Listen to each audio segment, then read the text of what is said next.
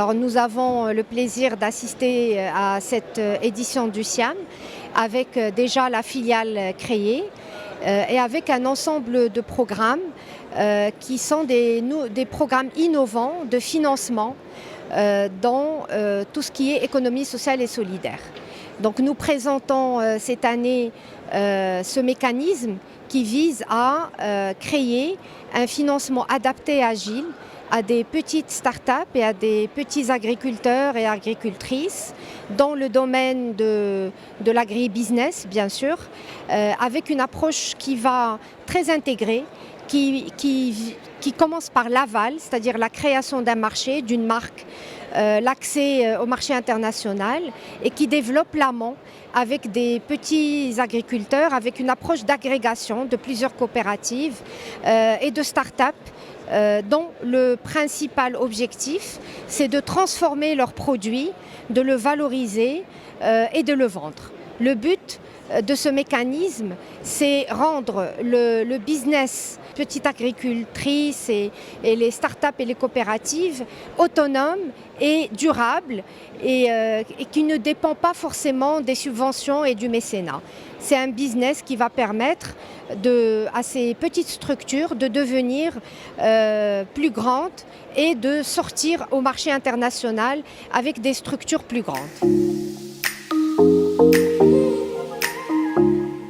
Ce sont d'abord des coopératives qui ont 5 ans d'existence, qui font déjà un chiffre d'affaires minimum de à peu près 100 000 dirhams, qui ont déjà un produit intéressant sur le marché, qui exposent sur des marchés nationaux et qui ont cette volonté d'aller plus loin, c'est-à-dire de développer leurs produits, qui ont aussi des terrains aussi à mobiliser avec des ayants droit, qui ont des unités aussi de transformation certifiées ONSA et qui peuvent mobiliser tout un écosystème au niveau de territoire.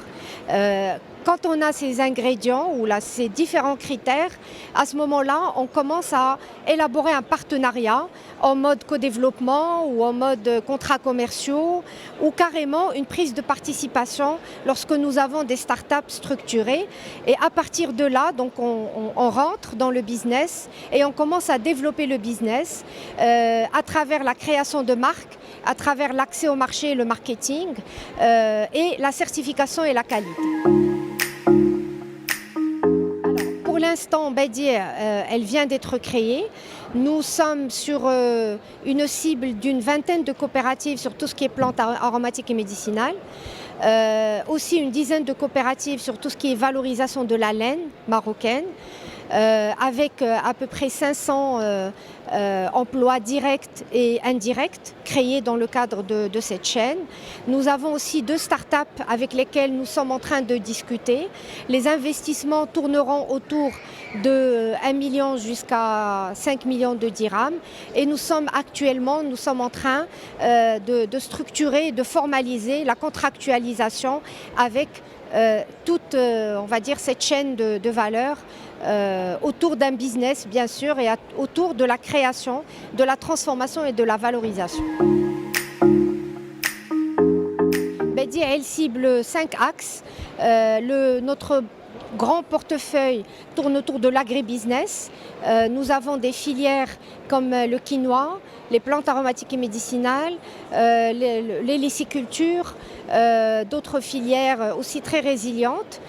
Donc nous comptons aussi travailler avec une centaine de coopératives et une dizaine de start-up qui travaillent dans cette chaîne de valeur. Nous avons un deuxième axe très porteur aussi et très porteur en termes d'emploi principalement, c'est l'artisanat marocain.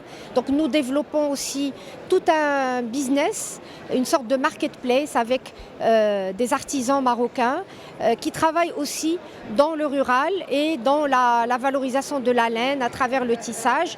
Nous explorons aussi d'autres axes comme l'économie circulaire, le recyclage et Inch'Allah, on compte aussi se lancer sur tout ce qui est industrie créative et culturelle avec des auto-entrepreneurs et des start-up dans le domaine de la créa.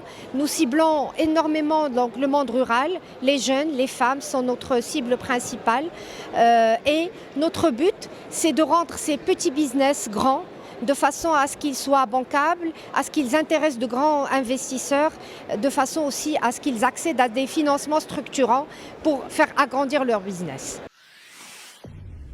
Pour suivre toute l'actualité d'EcoActu.ma, inscrivez-vous sur notre chaîne YouTube et rejoignez notre communauté sur Facebook et sur les autres réseaux sociaux.